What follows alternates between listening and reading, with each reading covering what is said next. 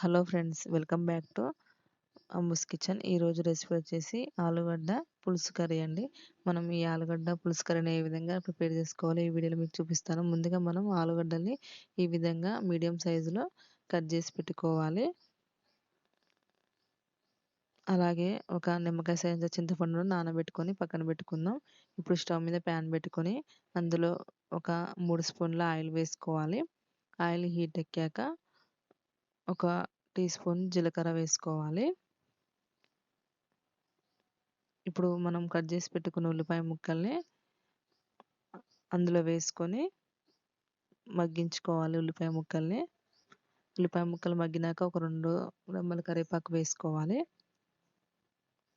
ఈ విధంగా ఉల్లిపాయ ముక్కలు మగ్గినాక ఇప్పుడు అందులో ఒక టీ స్పూను అల్లం వెల్లుల్లి పేస్ట్ వేసుకోవాలి.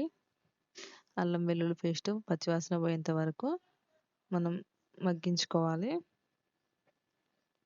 ఇప్పుడు అందులో కట్ చేసి పెట్టుకున్న ఆలుగడ్డ ముక్కల్ని వేసుకోవాలి. వేసుకొని ఒకసారి కలుపుకొని మూత పెట్టుకొని మంట మీడియం ఫ్లేమ్లో ఉంచుకొని ఒక 2 మినిట్స్ వరకు మనం ఆలుగడ్డ ముక్కల్ని మగ్గించుకోవాలి.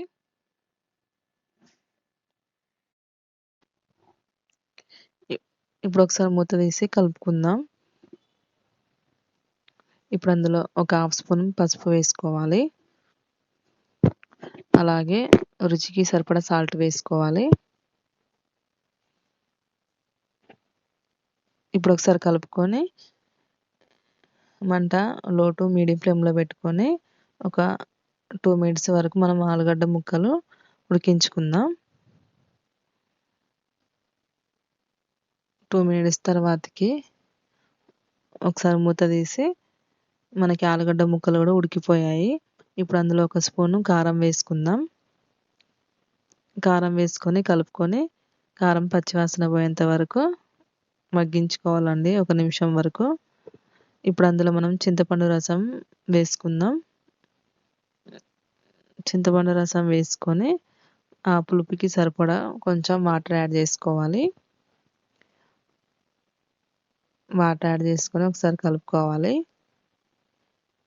ఇప్పుడు అందులో ఒక హాఫ్ స్పూన్ ధనియాల పొడి వేసుకోవాలి. అలాగే ఒక చిటికెడు గరం మసాలా వేసుకుందాం.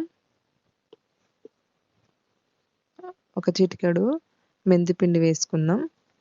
మనం ముందుగానే పొడి చేసి పెట్టుకున్న జీలకర్ర మెంతి పిండి ఉంటుంది కదండి, అది వేసుకోవడం వల్ల మనకి ఫ్లేవర్ మంచిగా ఉంటుంది పులుసు కర్రీకి. అలాగే కొంచెం కొత్తిమీర వేసుకొని ఇప్పుడు మొత్తం ఒకసారి కలుపుకొని మంట మీడియం ఫ్లేమ్లో ఉంచుకొని ఒక 5 మినిట్స్ వరకు మనం కర్రీని ఉడికించుకోవాలి. 5 మినిట్స్ తర్వాతకి మూత తీసి ఒకసారి కలుపుకోవాలి. మనకి కర్రీ కూడా చిక్కబడిందండి పులుసు. ఈ విధంగా మనం ఆలుగడ్డ పులుసు కర్రీని ప్రిపేర్ చేసుకోవచ్చు. Thank you for the watching.